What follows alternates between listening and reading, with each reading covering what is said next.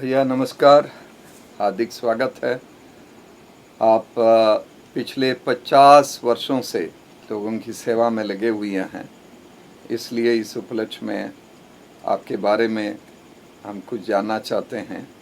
आप पहले अपने बचपन के बारे में कुछ बतावें। केरल राज्य में आज से 78 साल पहले फरवरी महीने में 1 तारीख को मेरा जन्म हुआ।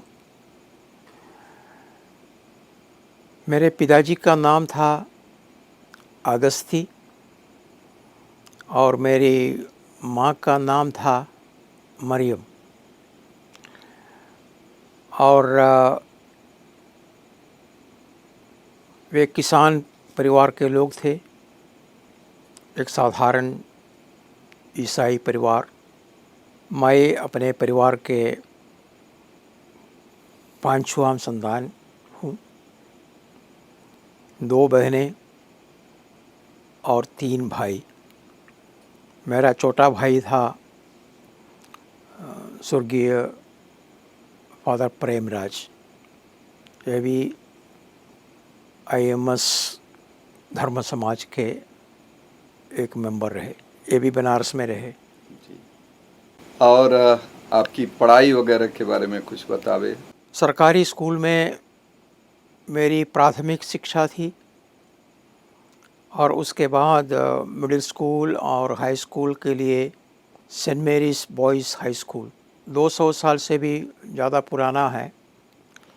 और हमारे पूर्व राष्ट्रपति KR नारायण भी इसी स्कूल के एक विद्यार्थी रहे।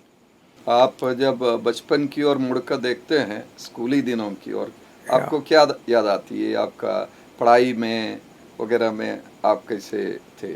बचपन के बारे में हम बहुत कुछ याद नहीं करता हूँ, लेकिन हमको इतना पता है कि उसी स्कूल में जाने के लिए हमको 4 या 5 किलोमीटर दौड़ना था।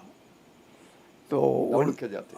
उन दिनों में कोई गाड़ी, कोई बस, कुछ भी नहीं चलता था। उसी स्कूल में जाने के लिए हमको दौड़ना था। लगभग 9 बजे नहा वहा करके, नाश्ता करके, दोपहर के लिए कुछ खाना लेकर के हम दौड़ते थे। 10 बजे तक ज़रूर पहुंच जाते थे। लेकिन जून जुलाई महीने में हमको बहुत अच्छा मज़ा आता था, क्योंकि भाई बरसात के समय था। छोटा छाता लेकर के सब लोग दौड़ते थे, हम भी दौड़ते थे। इतना मैं याद करता हूँ। और लगभग 1 घंटा उधर जाना, 1 घंटा वापस आना। अकेले नहीं थे, ऐसे बहुत लड़के लड़कियां साथ थे दौड़ने के लिए, जल्दी जाने के लिए। अच्छा लगा। लेकिन क्या पढ़ाई हो रहा था क्या नहीं हो रहा था, ये सब ठीक से याद नहीं है।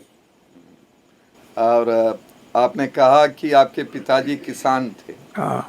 तो घर आके छुट्टी के समय और स्कूल से आने के बाद आपको भी किसानी में कुछ मदद या करनी थी? हमको अपने घर में बहुत काम करना था।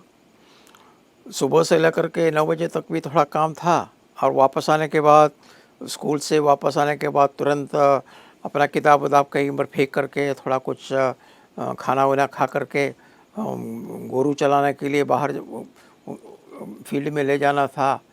और जो कुछ और शाम तक वहाँ पर कुछ देख रेख करना था। बहुत कठिन काम नहीं था, लेकिन बच्चों के लिए घर के काम में लगे रहना बहुत ज़रूरी था। गाय और उस समय बैल भी थे। हम बच्चे थे उस समय, तो बैलों की ज़रूरत थी, क्योंकि खेत में जोतने के लिए बैल की ज़रूरत है, और इसलिए 2 बैल होना बहुत ज़रूरी है। और बैल के अलावा बकरी और गाय, या इनको संभालना, मैं ये काम मेरा और प्रेमराज का था जब हम बच्चे थे उस समय। और किस तरह की खेती होती थी? खेती उन दिनों में, खेती में अलग अलग प्रकार के खेती और सब्जी और धान काफ़ी होता था। उन दिनों में हम लोगों की मुख्य कृषि थी जिंजर, क्या बोलते हैं ये, अदरक। अदरक, और जो टपियोका, ये, और ये मुख्य रूप से इसकी खेती होती थी। या गोल मिर्च भी था, लेकिन मुख्य रूप से जो दैनिक मुख्य काम ये दोनों था। और एक पैडी फील्ड भी था मैंने धान के लिए, वहाँ पर भी दवाई कुछ थोड़ा दूर में था, तो बैल को वहाँ पर ले जाना भाई पिताजी और भाई लोग सब करते, लेकिन उनको नाश्ता पहुँचा करके ही हमको स्कूल जाने के पहले नाश्ता नाश्ता पहुँचाना था। या तो आप कैसे बनारस आए जरा बता रहे। मैट्रिक पास होने के बाद हमको लगा हमको कहीं दूर जाना है, तो उन दिनों में हमको सुनने को मिला है कि काशी बहुत दूर है। हमारे घर के नज़दीक में ही पड़ोस में एक एक अच्छा एक हिंदू समाज का एक सज्जन था। ये सुना है कि ये जो तो काशी में पैदल जा कर के वापस आए हैं, 6 महीने का वही पद यात्रा था। और उनसे मेरा अच्छा संपर्क था, परिचय था, काशी के बारे में अच्छी भावना थी मेरे मन में, इसलिए तो काशी की ओर से एक विज्ञापन आ गया, वहाँ पर IMS का कुछ काम होना है, तुरंत मैंने एक कार्ड भेजा है और उसी कार्ड का जवाब भी मिला, इसीलिए हमको आने का मौका मिला। जी, कितना दिन लगा ट्रेन से आए वो होंगे? ट्रेन से 4 दिन की यात्रा थी और बहुत कठिन यात्रा थी। और वहाँ पर रेलवे स्टेशन जहाँ से चेन्नई जाने वाला गाड़ी जाती थी, वहाँ तक पहुँचना भी उन दिनों में बहुत मुश्किल था। कोचिन हार्बर से ही गाड़ी शुरू करती थी, वहाँ पर पहुँचने के लिए हमको बोट से जाना था। हमको याद है कि मेरे जीजा मुझे मदद किया है, और मेरा बॉक्स उस समय बॉक्स लेकर के ये जितना बैग सब हम लोग ले आते हैं उन दिनों में, ये बैग सब देखने को नहीं मिल रहा था। और सब एक ट्रंक खरीद करके उसमें अपना सामान वामान सब खरीद करके वही अपने सिर पर ले करके हमको एक बोट में बैठा करके वही हार्बर स्टेशन पर पहुँचे। हार्बर स्टेशन से गाड़ी लेकर के चले आए। वहाँ पर फादर शिलानाथ और ब्रदर अरुलानंद आए थे उसी दिन, उनके साथ हमको आना था। फादर शिलानाथ ने ही हमको रिक्रूट किया था और एक तारीख तय करके हम लोग एक साथ चले आए। 4 दिन की यात्रा थी। पहली बार मैं ये ट्रेन गाड़ी में बैठे, ये तो हमको लगा कि ये तो बहुत अजीब लग रहा था। पहले ही दिन ये ट्रेन की जो कोयला है ना, उससे हम लोग सब काला हो गए कपड़ा उपड़ा सब काला हो गया। उस दिन बैठे और चेन्नई में अगले दिन चेन्नई में पहुँचे, और चेन्नई में बैठ कर के इडली डोसा सब खा लिए, और उसके बाद दूसरी गाड़ी कुछ देर वहाँ पर बैठना पड़ा, और उसके बाद एक गाड़ी और ले ली, और वही गाड़ी बहुत मुश्किल से धीरे धीरे चली आई।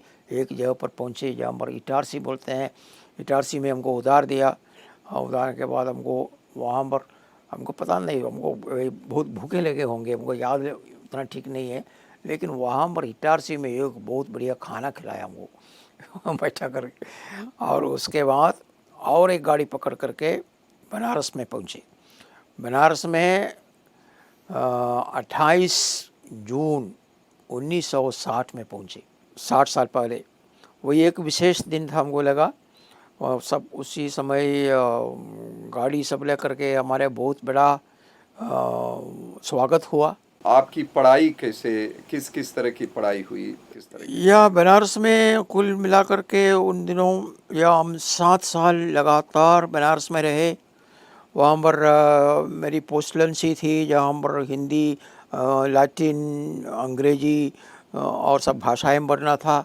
लैटिन भाषा पढ़ने के लिए मैंने ज़्यादा ही समय दे दिया। अंग्रेजी और हिंदी ठीक से पढ़ने के लिए बहुत सारा समय तो नहीं मिला। एक ही प्रोफेसर हमको सब कुछ सिखा रहे थे, हिंदी इंग्लिश ये सब पढ़ाने के बाद प्रोफेसर हमको फिलॉसफी दर्शन शास्त्र पढ़ाना शुरू कर दिया। पाश्चात्य दर्शन शास्त्र हैं, वही हमने लैटिन भाषा में और इटालियन भाषा मिला करके उसी में उसका अध्ययन किया। उसके साथ साथ भारतीय दर्शन भी पढ़ना था। भारतीय दर्शन अब मैं हिंदी भाषा में हिंदी और संस्कृत मिला करके उसी में मैंने अपना अध्ययन किया है। 7 साल बनारस में पढ़ाई के बाद, इसके बाद आप कहाँ गए हैं? 7 साल के पढ़ाई के बाद पुणे में गए थे, महाराष्ट्र में। वहाँ पर थियोलॉजी पढ़ने के लिए गए थे। पहली बार कृष्णनगर बड़े घर से बाहर जाने का एक मौका मिला। वहाँ पर वातावरण बहुत अलग तरीके का था। स्टूडेंट्स की संख्या बहुत बड़ी थी, लगभग 200 लोग एक साथ रहते थे पेपर सेमिनरी में, और अन्य स्टूडेंट्स लोग अलग अलग दूसरे धर्म समाजी मकानों में रहे, लेकिन क्लासरूम के लिए सब ये लोग सब एक साथ आते थे। पहली बार ऐसा क्लासरूम देखा, स्टेप लगा करके एक तुम पीछे बैठने वाले ऊंचा रहता है और नीचे रखने वाले, लेकिन अच्छा लगा। स्टूडेंट लोगों की संख्या कुछ बड़ी रही, इसके चलते हर एक स्टूडेंट को कोई सवाल करने का मौका नहीं होता था, लेकिन क्लास हमको अच्छा लगा, बढ़िया था। 4 साल वहाँ पर रहे। ये 10 साल का अध्ययन आपका हुआ घर से आने के बाद बनारस में और पुणे में। इस दौरान कितनी बार आप घर गए होंगे छुट्टी में? उन दिनों में नियम था कि हम लोग 3 साल में एक बार छुट्टी में जाएंगे। हम हर तीसरे साल शायद गए होंगे, हमको उतना याद नहीं है। कुल मिला के 2-3 बार गए 2-3 बार गए होंगे। हाँ। 10 साल की पढ़ाई के बाद आप एक फादर बने 1970। उसके बाद आप ने क्या किया? मैं सोच रहा था कि अपने पढ़ाई सब ख़त्म करने के बाद हम आ जाएंगे, किसी भी मिशन स्टेशन में जाएंगे, लोगों के साथ मिलेंगे, कुछ काम करेंगे, ऐसे सोचने लगा।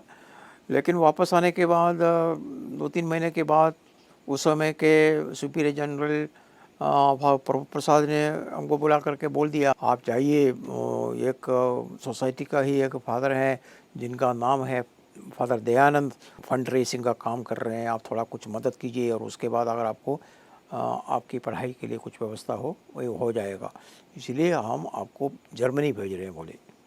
जो ही लोग जर्मनी गए, मेरे पहले और मेरे बाद में, यहाँ पर फील्ड में कुछ अनुभव लेने के बाद भी जाया करते थे, लेकिन हमको अपने पढ़ाई ख़त्म होने के बाद तुरंत ही हमको वहाँ पर जाने के लिए हमको आदेश दे दिया। आप कितने साल कुल मिलाकर जर्मनी में रहे? कुल मिलाकर के मैं 72 से 78 तक वहाँ पर रहे।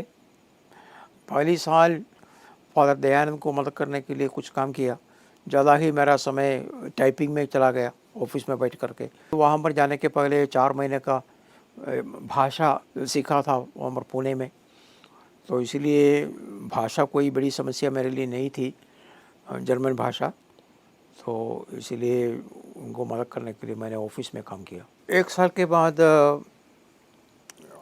इंसब्रुक यूनिवर्सिटी में ज्वाइन करने का एक मौका मिला। वहाँ पर मैं जो पढ़ाई पुणे में किया है, उसके बाद थियोलॉजी में डॉक्टरेट करने का एक मौका मिला है, और वहाँ पर रहने के लिए एक इंटरनेशनल छात्रावास भी मिला है, और वहाँ पर पूरे दुनिया के लोग स्टूडेंट के रूप में रहते थे, विशेष करके तीसरी दुनिया के लोग, और हमको बहुत अच्छा लगा वहाँ के वातावरण और बातचीत, लोकतांत्रिक तरीके से पूरे हमारे जीवन शैली पर चर्चा वर्चा करके, नियम के पालन करके ही अपनी ज़िंदगी को आगे बढ़ाने के लिए एक मौका मिल रहा था। तो डॉक्टरल रिसर्च शुरू करने के पहले आपको शायद पोस्ट ग्रेजुएशन भी करना था? पोस्ट ग्रेजुएशन में हमने अपने थियोलॉजी मास्टर्स डिग्री लेने के लिए, जो मास्टर्स डिग्री हमने पहले लिया था पुणे, वहाँ पर गीता पर मैंने एक रिसर्च कार्य किया था, उसी को वहाँ पर सबमिट करना था, और उसी को सबमिट करके मेरा मास्टर्स डिग्री रिपीट करना था। उसको रिपीट करने के बाद ही हमको डॉक्टरेट करने के लिए मौका मिला। भले ही वहाँ के लेक्चर सब जर्मन भाषा में रहा, लेकिन थीसिस लिखने का परमिशन मिलता था अंग्रेजी भाषा में। और आपके डॉक्टरल रिसर्च का टाइटल क्या था? मेरा रिसर्च का विषय था बियॉन्ड डायलॉग इनटू ट्रूथ। इसका सार था भारतीय संदर्भ में अलग अलग धर्मों के लोग एक साथ रह कर के आपस में मेल मिलाप में कैसे एक सामूहिक कॉमन उद्देश्य को पूरा करने के लिए कैसे एक साथ जी सकते हैं, रह सकते हैं, और अपने जीवन को कैसे बांट सकते हैं और इसकी तरीका क्या है, इसी पर हमने लिखा था। और इसमें एक बहुत बड़े नामी Indian theologian doctor Raymond Panicker का किताब भी मुझे बहुत मदद मिला किताब से। डॉक्टर रेमंड पनिकर बनारस में रहते थे। बनारस के घाट पर रहते थे। यहाँ पर कुछ डायलॉग की शुरुआत उन्होंने किया था अलग अलग धर्म के विद्वानों के साथ, लेकिन उनका किताब सब पूरी दुनिया में उपलब्ध थे। डॉक्टर रिसर्च के बाद सीधे वापस हिंदुस्तान आए, उसके बाद आपने क्या किया? हिंदुस्तान में 1978 में आए और उसके बाद मेरा सोच था कि मैं अपने विचारों के आधार पर जिस बात को लेकर के मैंने रिसर्च किया है उसके आधार पर भारतीय जनता के साथ मिलकर के कुछ कार्य करूं और उसके साथ भारतीय समाज में कुछ परिवर्तन लाने के लिए, विकास की दिशा में आगे बढ़ने के लिए थोड़ा योगदान दे दूं, इसी विचार के साथ मैं आया था। तुरंत उसी प्रकार का काम शुरू नहीं कर पाए, इसके लिए कुछ टाइम लगा और इसी दिशा में हमने बनारस में मैत्री भवन डायलॉग सेंटर शुरू किया था। इसी शुरुआत के लिए एक जेsuit फादर इग्नेशियस पुदिया ने मदद किया।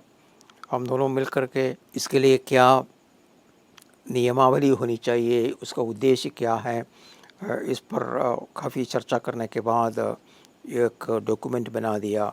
बनारस में रविंद्रपुरी में एक किराए पर एक मकान में रहते थे, मैं और फादर इग्नेशियस पुदियम और एक BHU के एक स्टूडेंट जो वलेरी, और हम दोनों तीनों मिल कर के बनारस यूनिवर्सिटी के कुछ प्रोफेसर लोगों से संपर्क किया। ज़्यादा ही अमीर लोगों का संपर्क फ़िलासफ़ी डिपार्टमेंट के लोगों से था और हफ्ते में एक बार एक मीटिंग होता था, जिस मीटिंग में अलग अलग विभाग के प्रोफेसर लोग भी आते थे और बनारस के बुद्धिजीवी लोग पहुंचते थे। कम से कम 2 घंटे की चर्चा होती थी और हमको लगा एक ज़्यादा ही इंटेलेक्चुअल चर्चा थी, परिभाषाओं पर विवाद होता था और बातचीत होता था। तो विश्वविद्यालय के प्राध्यापकों और बुद्धिजीवियों की चर्चा के दौरान आप तो आपके मन में लोगों की सेवा की बात आती थी, इसीलिए शायद आप गाँव में भी जाते थे। या उन दिनों में हफ्ते के 3 दिन हम गांव में रहते थे। कृष्णनगर के आसपास के गांव में जाया करते थे फादर वीरेंद्र के साथ, और उन्होंने एक अल्प बचत योजना का कार्यक्रम शुरू किया था। उन दिनों में आसपास के गाँव में शाम के टाइम पर 5 बजे के बाद चले जाते थे और उनके साथ मैं भी जाता था और बहुत गाँवों में वही मीटिंग चलाते थे। वही मीटिंग हमेशा रात में चला और बहुत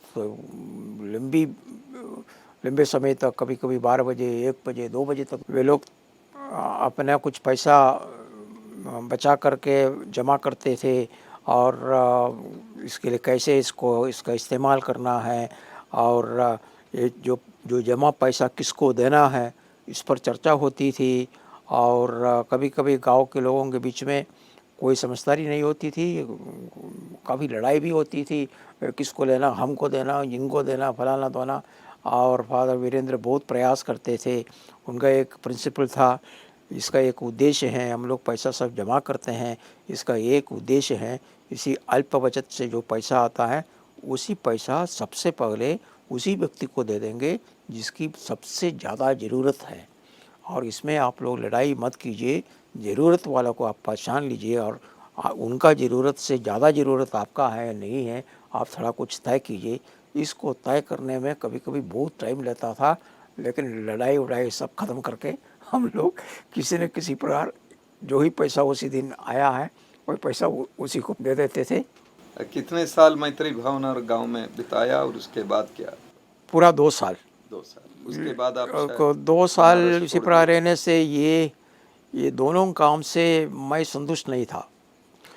जो शहर के बुद्धिजीवी लोगों के साथ बहस करना, किताब में फलाना व्यक्ति ने क्या लिखा है, इस व्यक्ति ने क्या लिखा है, इसी प्रकार किताबों की चर्चा थी। तो इसलिए आप बनारस से बाहर निकल गए, उसके बारे में बताइए। इसलिए मैं बनारस के बाहर बिहार में चला गया। बिहार के बारे में मैंने सुना था कि बिहार के लोग यूपी के लोगों से भी और ज़्यादा गरीब हैं और उनके बीच में थोड़ा कुछ सामाजिक स्तर पर काम करने की ज़रूरत है। चौपारण से एक नव भारत जागृति केंद्र के नाम पर 4 इंजीनियर लोगों ने जयप्रकाश जी के विचारों से प्रेरणा लेकर के एक आश्रम को शुरुआत किया और मैं उन लोगों से संपर्क करके उनके साथ जोड़ने की इच्छा व्यक्त किया और थोड़ा कुछ आपसी समझौते के आधार पर उन लोगों के साथ कार्य करने के लिए वे लोग भी तैयार हो गए, हमको आमंत्रित कर दिया। उसी समय झारखंड नहीं बना था, बिहार था, लेकिन आज जो हंटरगंज एक ब्लॉक है झारखंड का, उसी जगह पर हम लोग अपना काम शुरू किया। तो लोक समिति के नाम से आपने काम शुरू किया, किस तरह का काम ज़्यादा था? लोक समिति लोकनायक जयप्रकाश नारायण जी का एक महत्वपूर्ण विचार था। लोकनायक जयप्रकाश जी ने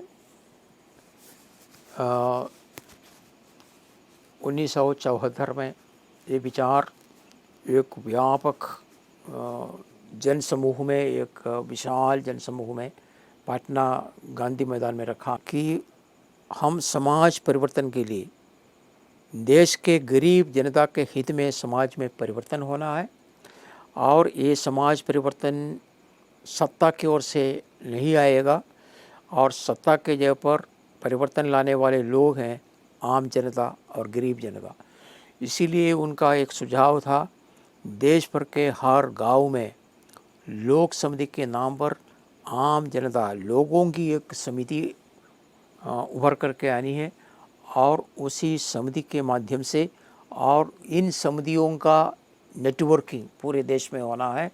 और जब देश भर के अलग अलग गांव में लोक समिति बनती है, जिला स्तर पर, राज्य स्तर पर, और एक महाजन संगठन इसी प्रकार उभर करके आ सकता है, उसी समिति की ओर से अगर परिवर्तन आ जाएगा तो वही जनता की ओर से आने वाली परिवर्तन होगा, वही परिवर्तन स्थायी है और उसी परिवर्तन के लिए काम करना है।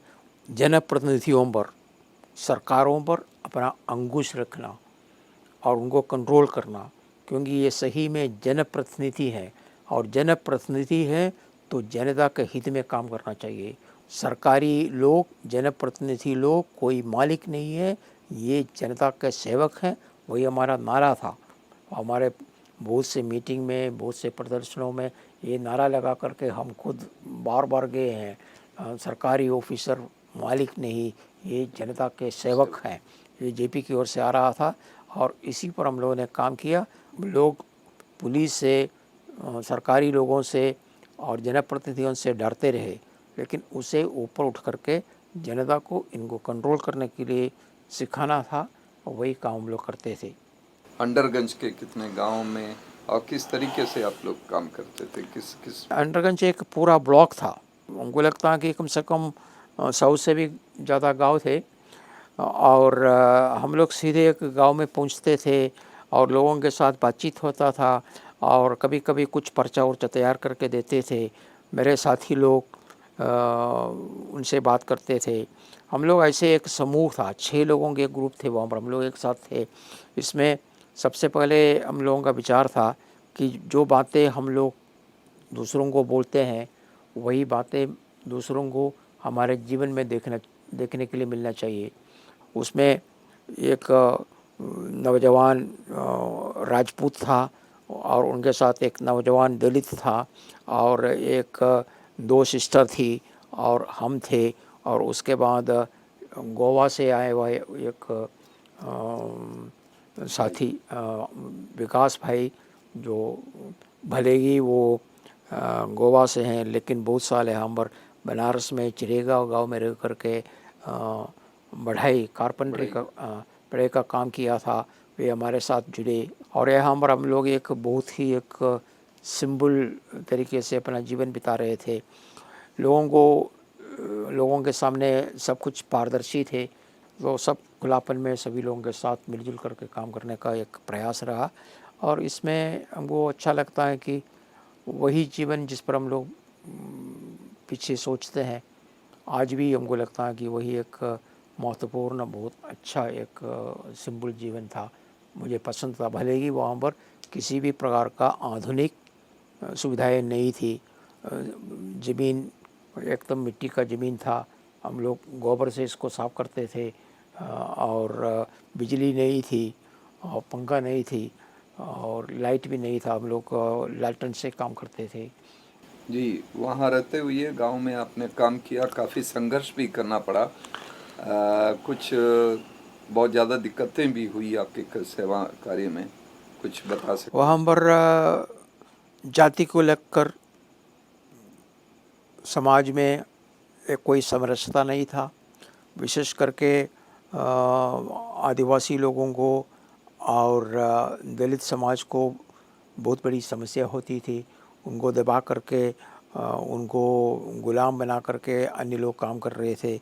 ज़मींदारी सिस्टम कागज़ पर ख़त्म हुआ था, लेकिन जब हम गए थे वहाँ पर उस समय ज़मींदारी सिस्टम बहुत हर जगह पर चल रहा था। बंधुआ मज़दूर बहुत थे और बंधुआ मज़दूर को कोई पैसा नहीं मिलता था। उनको पूरे परिवार को अन्य लोगों की सेवा करना था। बेगार में काम बेगार या खाना पीना के लिए कुछ मिलता था। उनकी बच्चों की शिक्षा नहीं होती थी और उसमें परिवर्तन लाने के लिए हमने शुरू किया। लेकिन ये लोग इतने दबाव में थे, हिम्मत लेकर के अपनी बातों को रखने के लिए तैयार नहीं थे। चुपके चुपके पीछे से आकर के मालिक लोगों की शिकायत करते रहे। हम लोगों ने शुरू में विश्वास किया कि उनके शिकायत पर कुछ काम करना है, कुछ कदम भी उठाया है, लेकिन जांच आने पर अपने ही बातों पर खड़े होकर के कुछ बोलने के लिए लोग तैयार नहीं थे। इसलिए उनको लेकर के हम लोग आगे बहुत नहीं जा पाए। कोई सफलता की बात आपको याद आ रही है? गाँवों में आपसी लड़ाई कोर्ट कचहरी के हस्तक्षेप के बिना हम लोग आपसी चर्चा में करने के लिए बहुत सफल हो गए हैं। और वहाँ पर कोर्ट कचहरी में ही लंबी समस्याएं थी। कोर्ट कचहरी वहाँ पर हमको लगता है कि ये गरीब लोगों के हित में नहीं था। बहुत से गरीब लोगों को देखा, ये लोग कोर्ट कचहरी में बैठे रहते हैं। यही 107 का एक केस 6 महीने नहीं सालों से चलता है और गरीब पक्ष में या कोई बोलने वाला नहीं है कि ये 6 महीना हो गया इसका समाप्त करो। तो हमको लगा इसके चलते हमको खुद कानून पढ़ना पड़ता है। तो इसी विचार के चलते हम कानून भी पढ़ना शुरू कर दिया और 3 साल का कानून की पढ़ाई रांची यूनिवर्सिटी में 6 साल या 7 साल करके 1984 में जो शुरू किया है वही 1990 में ख़त्म हो गया क्योंकि कोई भी परीक्षा वहाँ पर साल में नहीं होता था, 3 या 4 साल के पीछे होता था। तो उसी प्रकार समाप्त कर दिया और उसके बाद वकील बने। वकील बन करके पारिवारिक समस्या, छोटे मोटे जितनी समस्या है, ज़मीन समस्या है, महिला उत्पीड़न की समस्या है, इन्हीं समस्याओं पर विशेष ध्यान दे करके लोगों के हित में हमने कार्य करने के लिए कोर्ट के बगल में ही एक कार्यालय शुरू कर दिया और वहाँ पर बहुत सारे केसेस इसी प्रकार का आ गए थे और हमने निपटाने का प्रयास किया और एक सफल कार्य भी हुआ है उसी प्रकार। और बाद में प्रयास किया है कि कोर्ट कचहरी के बाहर हम लोग कितना काम इसी प्रकार कर पाएंगे, वो भी अच्छा काम होगा। इसीलिए कोर्ट के अंदर भी और कोर्ट के बाहर भी ये गांधी जी के विचार को लेकर के आपस में मेल मिलाप का कार्य में हम लोग बहुत सफल हुए। और एक समस्या बहुत गंभीर रहा, आदिवासियों के और दलित लोगों की ज़मीन, बहुत सारे ज़मीन फॉरवर्ड लोगों के हाथ में रहा। इसको वापस उनको दिलवाने के लिए सरकार खुद कार्य करती थी और जो गांधी समाज के कुछ लोग भी इसी प्रकार उनको मदद करते थे। हम लोगों ने भी शुरू किया है कोर्ट कचहरी में भी, और प्रशासन को भी आवेदन दे करके उन लोगों को ज़मीन वापस दिलवाने के लिए। बहुत सारे लोगों को ज़मीन वापस देने में हम लोग सफल हुए, लेकिन इन्हें गिने कुछ ज़मींदार लोग थे, ये हर हालत में उसको ज़मीन छोड़ना नहीं चाहते थे। इसलिए विशेष करके हमको याद है 2 ज़मीनों से हमको संघर्ष करना पड़ा। पहले वाले में जो हंडरगंज में ज़मीन वाला हमको गोली से मारना चाह रहे थे, एक छोटी सी लड़ाई हुई और गोली हमको मारे नहीं है, ऊपर मार दिया है, लेकिन थोड़ा मारपीट करके दौड़े भागे, पुलिस आए और उसी पर केस आ गया। और केस के जांच में जिस तरीके से वही ज़मीन जो वहाँ के कुटिकवाल नाम है गाँव का, वहाँ के गरीब दलित लोगों को मिलना चाहिए, उनको दिलवा दिया। और उसी ज़मीन पर हमारे लोक समिति के सक्रिय कार्यकर्ताओं ने एक आश्रम बना दिया उन्हीं लोगों के सहयोग से, और आज भी वही आश्रम वहाँ पर अच्छा कार्य कर रहे हैं लोगों के हित में। शायद वहाँ रहते हुए आप को जेल भी जाना पड़ा बीच में। हमको जेल जाने का काम भी एक ज़मीन संबंधी संघर्ष पर ही इसका शुरुआत हुआ है। वहाँ पर हमारे स्टडी में हमको लगा लगभग 16 गांव के लोग वहाँ पर अपना, वे किसान लोग हैं, अपना खेती में कार्य करते थे, लेकिन उन लोगों के ऊपर ज़मींदार ने कहा कि ये ज़मीन या आप लोग कार्य करते हैं सब ठीक ठाक है, हमारे लिए खुशी है, लेकिन ज़मीन सचमुच में हमारा है, तुम लोग काम करो, कोई दिक्कत नहीं है, लेकिन जब कोई फसल आएगा उसका एक हिस्सा हमको देना है। इसी प्रकार का दबाव रखा था, लेकिन हम लोगों ने स्टडी कर दिया, उसको कहीं टाइम ले लिया, लगभग 2 साल कार्य किया। मेरे साथी एक विनय शंकर ने बहुत प्रयास किया, बहुत काम किया, इसका स्टडी भी किया है। उनको भी लगा ये ज़मीन सचमुच में ये किसानों का है, उस पर ज़मींदार का कोई हक नहीं है। तो विनय शंकर ने गांव के किसान लोगों को एकत्रित कर दिया, उनको इसके बारे में जानकारी दे दिया, और एक बार 2 साल के बाद जब उनको ठीक से पता चला, गाँव वालों को भी पता चला ये उनका हक है। ये ज़मींदार अपने गुंडे लोगों को भेजते थे हर साल जब फसल आएगा, फसल का एक हिस्सा लेने के लिए। उन्होंने तय किया कि 1 साल किसी भी दाना इनको नहीं देंगे। तो 1 साल ऐसा हुआ है कि इसी निर्णय लेने के बाद हमको बनारस में आने जाने के लिए हमेशा कुछ काम रहा।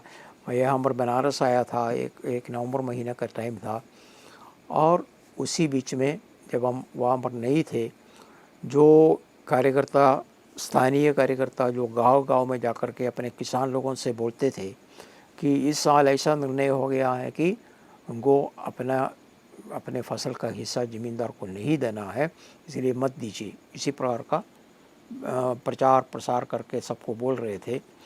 तो जिस समय हम वहाँ पर नहीं थे, हम बनारस आए थे, उनका मर्डर हुआ, हत्या हो गई। और जब हम पहुँच गए तो वहाँ पर हत्या हो गई थी, और सबसे पहले वही संदेश हमको मिला वापस पहुँचते ही। तो लोग सब तैयार कर रहे थे एक विशेष रैली उनके शव को लेकर के, उनको जलाना था।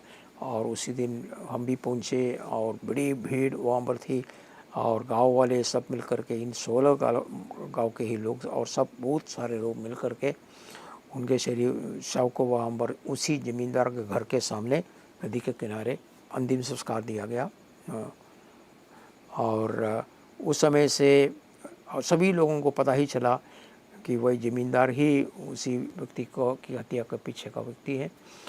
और इसको लेकर के केस हुआ, ये केस बहुत दिनों तक चला, और आखिरी में ये पूरे 16 गांव के लोगों की ज़मीन की जांच हुई है, और विधिवत तरीके से अपना ज़मीन उनको सबको वापस दिया गया।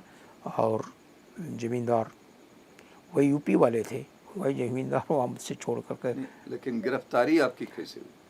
अच्छा, गिरफ्तारी इसी संबंध में, इसके बाद ये घटना के बाद 1-2 महीने के बाद एक दूसरी मीटिंग की व्यवस्था थी, तैयारी हो रही थी। मीटिंग का उद्देश्य क्या था हमको अभी याद नहीं है, लेकिन वो भी एक व्यापक बहुत बड़ा मीटिंग था। हमको तारीख मालूम है, एक 8 दिसंबर को एक मीटिंग की व्यवस्था होनी थी। उसी मीटिंग की व्यवस्था के लिए, तैयार करने के लिए कुछ साथी लोग, गांव के ही लोग दीवार लेखन की व्यवस्था कर रहे थे। जब दीवार लेखन कर रहे थे, 4 लड़के लोगों को पुलिस पकड़ लिया। मैं उस समय वकालत कर रहा था कोर्ट कचहरी में।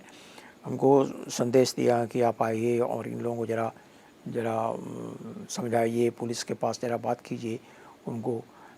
और इसी को लेकर के एक बहुत बड़ा आम सभा चल रही थी पुलिस थाने के बगल में।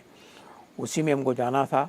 उसी में जाने के लिए जब हम काम जा रहे थे, मैं अपने एक साथी के साथ गया और बीच में जो लोक समिति के ब्लॉक स्तर का जो अध्यक्ष हैं, ये भी बोल दिया कि हम भी साथ करेंगे। तो हमारे ही मोटरसाइकिल के पीछे वो भी बैठ गए। दुर्भाग्य से मेरे गाड़ी के पीछे 2 लोग थे।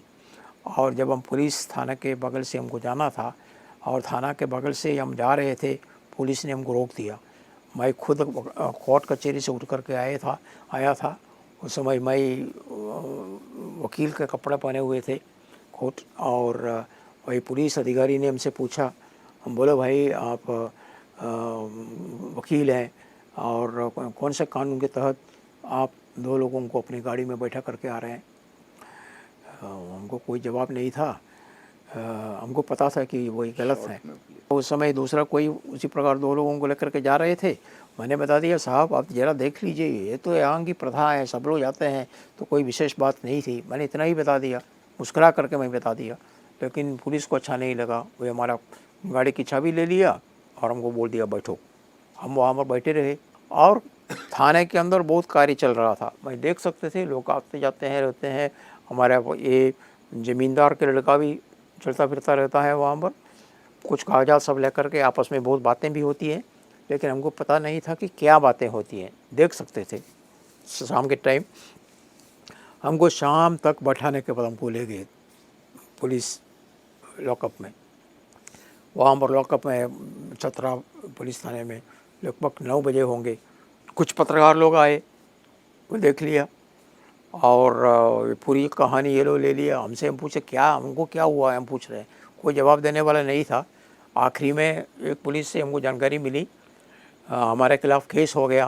केस क्या था, मैंने 150 लोगों को, नक्सल लोगों को लेकर के उनको अगवा करके मैंने गोली चलाया है ज़मींदार पर। गोली तो लगा नहीं है, ये मेरा काम था। मैं बंदूक चला करके इसी प्रकार का काम कर रहे थे। उसी प्रकार का ये लोग FIR बना दिया। और तो उसी रात में हमको पुलिस लॉकअप में भी रहना पड़ा। दूसरा कोई नहीं था, कोई चीज़ नहीं था वहाँ पर, केवल ज़मीन, कुछ भी नहीं था उसी ज़मीन पर। अभी भी याद है, बहुत ठंड लग रहा था। मेरा एक कोट था, जिस तरीके से हम आए थे उसी तरीके से वहाँ पर सो गए। लेकिन अगले दिन पूरा न्यूज़ अखबार में आ गया। साथी वकीलों को पता चला। वकील लोग तुरंत हमारे पास उसी दिन वकालतनामा का एक कागज़ भेज दिया, बता दिया कि आप दस्तखत करके हमको भेज दीजिए, हम उसको बेल करा करके तुरंत आपको छुड़वा देते हैं। तो मैंने इनकार कर दिया। किसी न किसी प्रकार वही ताकत हमको मिला, क्योंकि जो कुछ वकालत सीखने के चलते हमको लगा कि मैं इस पर दस्तखत करके अगर बेल से बाहर निकलूँगा तो हमको हर हफ्ते में, हर महीने में दौड़ते रहना है। हम अपने को बिना आरोप साबित करने के लिए हमको दौड़ना पड़ता है। तो अगर हमने कहा कि मेरे लिए कोई मदद की ज़रूरत नहीं है, अब हम 1 दिन नहीं, 6 दिन नहीं, 6 महीना हो, 6 साल हो, जेल में रहने के लिए मैं तैयार हूँ, हमको बेल नहीं चाहिए। ये किसी न किसी पर हमको प्रेरणा मिली है बोलने का, और उसी पर हम अटिक रहे। हम बेल नहीं लिए तो हमको इसीलिए जेल में छोड़ दिया। लेकिन जो 8 दिसंबर के लिए जो तैयारी हो रही थी, वही बहुत व्यापक तरीके से वही मीटिंग, आम सभा चली। और आम सभा में और एक मुद्दा इन्होंने जोड़ दिया कि बिना कोई शर्त हमको जेल से छुड़वाने के लिए एक मांग रखा गया है। इसमें जो गांधीवादी BD शर्मा ने नेतृत्व दे दिया उसी समय, जो मध्य प्रदेश के, और BD शर्मा भारत जन आंदोलन का राष्ट्रीय अध्यक्ष थे। और ये बड़ी जनसभा के बाद ये लोग हमारे पास आए जेल में हमसे विजिट करने के लिए, और वहाँ पर एक छोटी सी मीटिंग हुआ। उसी मीटिंग में तय हुआ है कि हम एक आमरण अनशन पर चलेंगे अगर सरकार बिना शर्त हमको जेल से नहीं रिहा करने पर। इसको लेकर के वहाँ के विधानसभा में चर्चा हुई। विधानसभा में तय हुआ कि ये लोग इसका एक जांच करेंगे और इसके लिए एक अधिकारी को भेजा। वही अधिकारी आकर के जांच किया, सबसे मिले और उनको लगा ये पूरा केस फेक है। इसके चलते आदेश भी हो गया है कि बिना कोई शर्त मेरी रिहा हो, और इसके लिए भी कुछ टाइम लगा। और तो हंडरगंज में कितने साल आप रहे? अंडरगंज और चतरा मिला करके इसमें 10 साल। 10 साल। 10 साल के बाद आप बनारस वापस 10 साल आए के या बाद दिल्ली गए? 10 साल के बाद एक प्रकार से हम कह सकते हैं कि हम दिल्ली में प्रैक्टिस करने के लिए गए और इसी साथ में बनारस में भी आया करते थे। दिल्ली में 30 हज़ारी कोर्ट में मैंने प्रैक्टिस किया और वहाँ पर एक सीनियर लॉयर जो मानवाधिकार पर बहुत काम करने वाले एक नामी सरदार जी थे, उनके साथ मैंने काम किया और ज़्यादा ही ड्राफ्टिंग करने का काम मैंने किया है उनके साथ और 2 साल काम किया है। और इसी दौरान जेपी के विचार को लेकर के बनारस में काम करने के लिए मेरे साथ जो काम करने वाली जो लिली बहन थी, लिली बहन भी वहाँ पर उसी समय छोड़ दिया और वहाँ से छोड़ करके बनारस आई। बनारस में महिला चेतना समिति के नाम पर जिस विचार को लेकर के हम लोग बिहार में काम कर रहे थे, उसी काम का शुरुआत सारनाथ में शुरू कर दिया। तो मैं बीच बीच में आया करता था उनकी मदद में और ये लोक समिति के विचार को आगे बढ़ाने के लिए, क्योंकि मेरे मन में ये एक सोच साफ था, मैं वकालत दिल्ली में हमेशा के लिए नहीं करूँगा। मैं दिल्ली में वकालत करने का काम कुछ पैसा कमाना नहीं था, थोड़ा कुछ जो प्रैक्टिस हमने किया है चतरा में उसको पूरा करके थोड़ा इसका लीगल प्रोसीडियर क्या है इसके बारे में थोड़ा कुछ जानकारी लेना ही मेरा उद्देश्य था। इसको एक प्रोफेशन के रूप में मैंने नहीं लिया था। उतना ही 2 साल वहाँ पर करके वही काम बंद करके हम पूरी तरह बनारस में चले आए। तो बनारस में शायद 93 में आप आए। 93 के आखिरी में हम लोग मिल कर के बनारस के और कुछ बुद्धिजीवी लोगों को और हमारे विचार से प्रेरणा लेने वाले और जो सहमति लेने वाले कुछ गांधीयंस और अन्य लोगों से मिल कर के हमने एक संस्था का शुरुआत किया। इसका नाम है लोक चेतना समिति। उद्देश्य और सोच और कार्य प्रणाली सब वही रहा जो हमने बिहार में करने का प्रयास किया।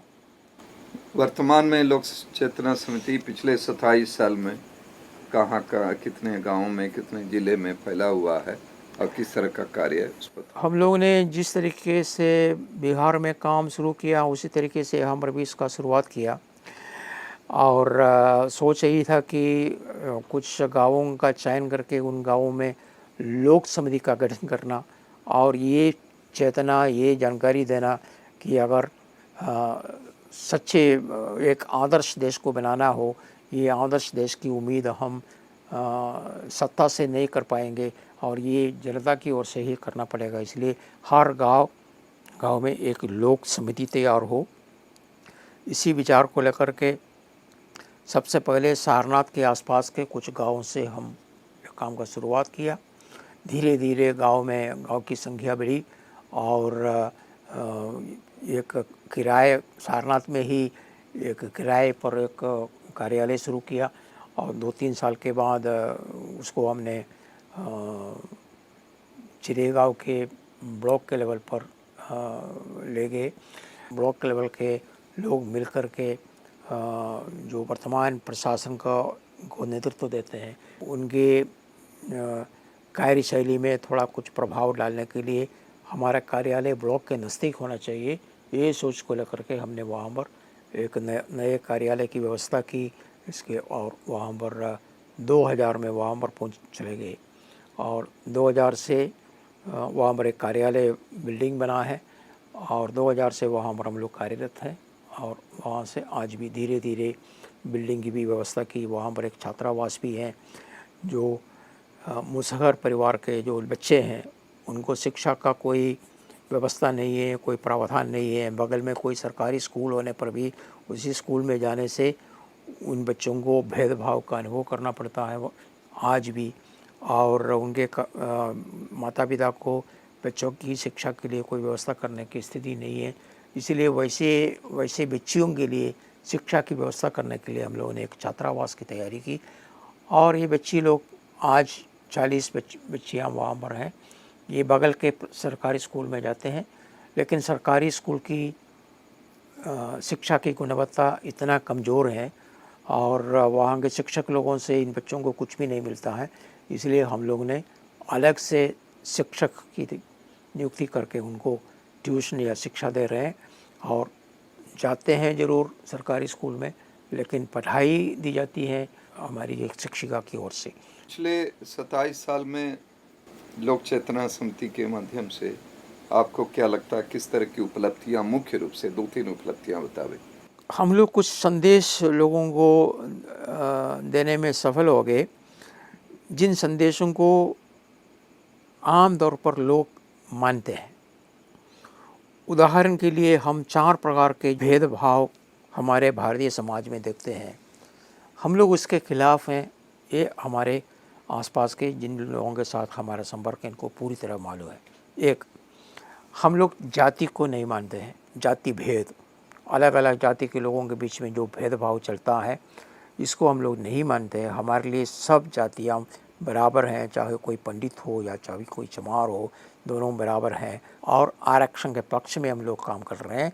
गरीब लोगों के हित में भी आरक्षण जो की व्यवस्था जो हो गई है वह गरीब लोगों के हित में है और उनके हित में ही ये आरक्षण चलना चाहिए। और ऐसी एक परिस्थिति आ जाए जहाँ पर गरीब लोग दूसरों की बराबरी में आ जाते हैं तो आरक्षण बंद हो, लेकिन जब तक ये गैर बराबरी की स्थिति रहेगी तब तक ये आरक्षण देना है। ये हमारा एक सोच है, सिद्धांत है। ये हमसे जुड़े हुए सभी लोग जानते हैं। और स्त्री पुरुष बराबरी हमारे समाज में नहीं है, इसके बारे में हमारे लोग बहुत आंदोलित हैं, विशेष करके स्त्रियां। और हम लोग स्त्री पुरुष बराबरी के लिए काम कर रहे हैं, लड़ रहे हैं। और महिलाओं को अपना व्यक्तित्व है, उनका व्यक्तित्व विकास होना चाहिए और देश के विकास के लिए उनकी भागीदारी होनी चाहिए। और इसी विचार को हमारे आसपास के तमाम महिलाएं मानते हैं और साथ साथ अभी हमको लगा बहुत सारे पुरुष लोग मानते हैं कि यही एक अच्छी सोच है, इसका समर्थन करना चाहिए। धीरे धीरे हम लोगों का काम में प्रगति हो गई है। शुरुआत में हमारे मीटिंग में कोई महिला नहीं आती थी और धीरे धीरे महिला लोग आने लगे। और बीच में हमने देखा कि हमारे बहुत सारे कार्यक्रमों में महिलाओं की संख्या बढ़ती जा रही थी। और इसमें कुछ परिवर्तन आ गया। और उन दिनों में हमारा सोच यही था, हमारे हर कार्य में महिलाओं की भागीदारी होनी चाहिए। और इस समय हम बीते 2-3 साल से हम लोग इसी कार्य में काम कर रहे हैं। केवल भागीदारी से काम नहीं होगा। ये लोग आकर के केवल बैठ कर के चुपके से बैठ कर के कुछ समझे या ना समझे उठ कर के जा रहे थे और पुरुष लोग सब कुछ करते रहते थे। और पहले कुछ सालों के पहले महिलाओं की भागीदारी और पुरुषों को नेतृत्व रहा। अभी हमने ये बदल दिया, हमारे कार्य में पुरुषों की भागीदारी और महिलाओं का नेतृत्व।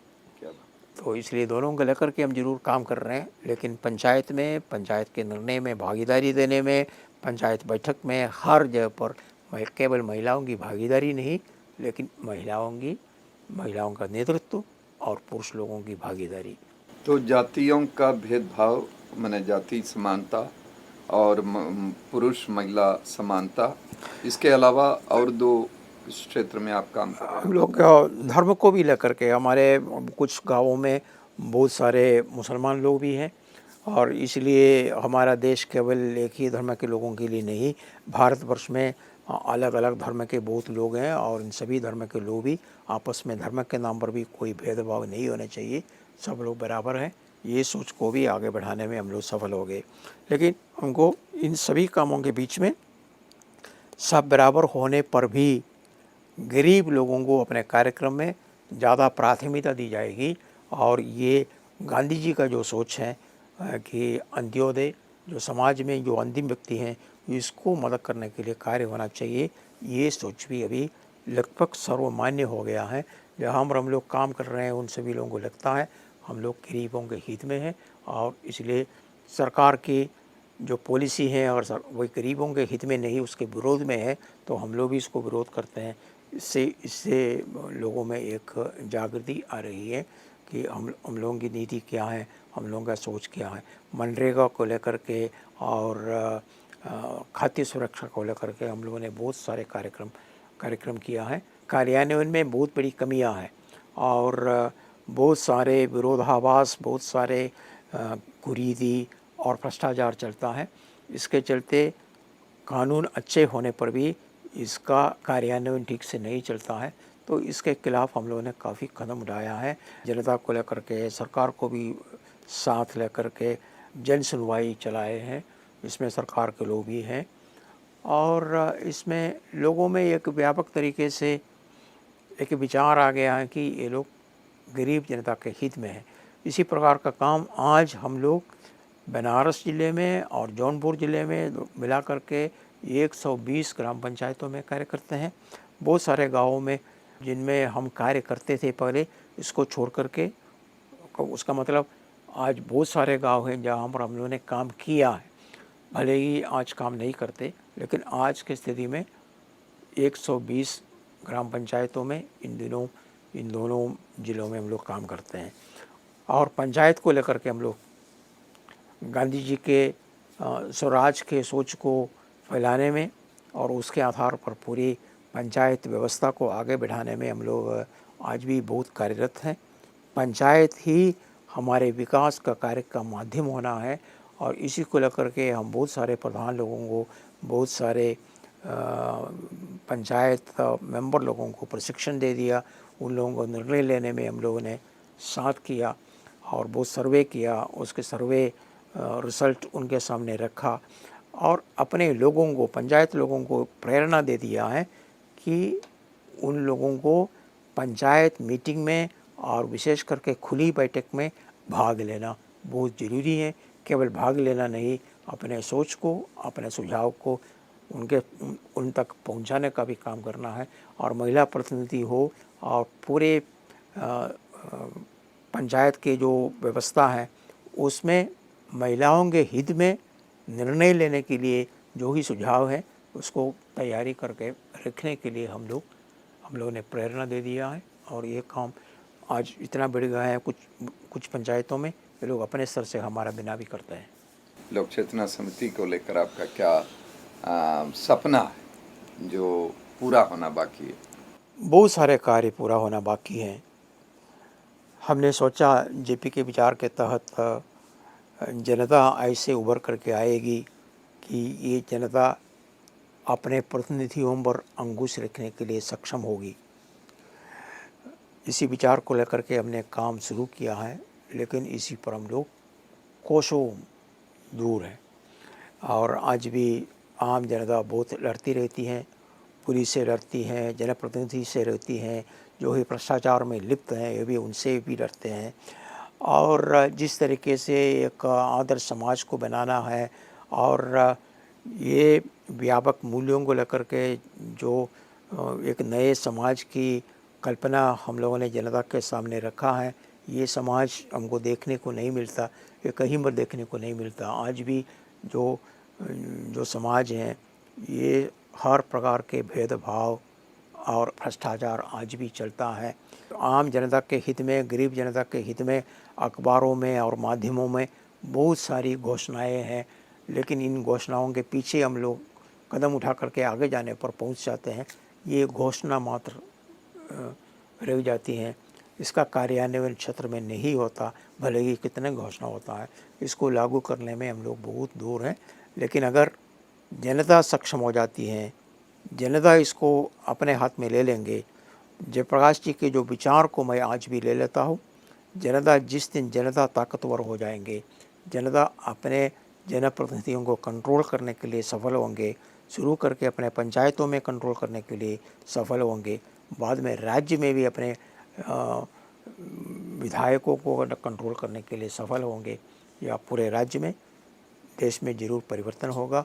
इसके लिए जनता को आगे आना चाहिए। पूरे अन्य कुछ राज्यों की तुलना में अगर हम लोग सोचते हैं कि यूपी की स्थिति बहुत ख़राब है, बिहार की जैसे, और जनता उतना जागृत नहीं है कि ये हमारा हक है, ये हमारे सेवक हैं, ये जनसेवक हैं, और सरकार को जनता के हित में काम करना चाहिए, जनप्रतिनिधि को जनता के हित में काम करने चाहिए। ये सोच तक माने हर जगह पर नहीं है, और इसीलिए हम लोग ये सोच को लेकर के हम लोग काम कर रहे हैं, लेकिन हम अपने उद्देश्य से बहुत बहुत पीछे। आप भारत देश के लिए किस तरह का सपना देखते हैं? यही सपना हम चाह रहे हैं। एक भारत देश एक गणराज्य है, और हम मानते हैं हर पंचायत एक विकेंद्रित अर्थव्यवस्था में, विकेंद्रित राजनीति में, विकेंद्रित सामाजिक परिस्थिति में हर पंचायत एक गणराज्य के रूप में उभरना चाहिए, और पूरा देश हजारों हजारों गणराज्यों का एक महागणराज्य के रूप में मैं देखता हूँ। और इसी तरीके से अगर उभर करके आएगा और गांधी जी के सपनों को और अन्य नेताओं के सपनों को पूरा करने के लिए राष्ट्र सफल हो जाएंगे। एक महागणराज्य और लोकतांत्रिक राज्य के रूप में मैं देश को देखता हूँ। लेकिन आज की स्थिति में हम लोग हजारों कोसों दूर रहते हैं इसी कल्पना से। ये कब ये कल्पना सही में हमको देखने को मिलेगा, भगवान जाने। अभी 50 साल की सेवा का ये स्वर्ण जयंती मनाई जाएगी, और इतने सारे अच्छे खट्टे मीठे अनुभव और बहुत सारा योगदान, बहुत अच्छा सपना जिन्हें हम सबको आगे ले जाना है। आपका जीवन वास्तविक में आपकी सेवा हम सबके लिए प्रेरणा मिलती है।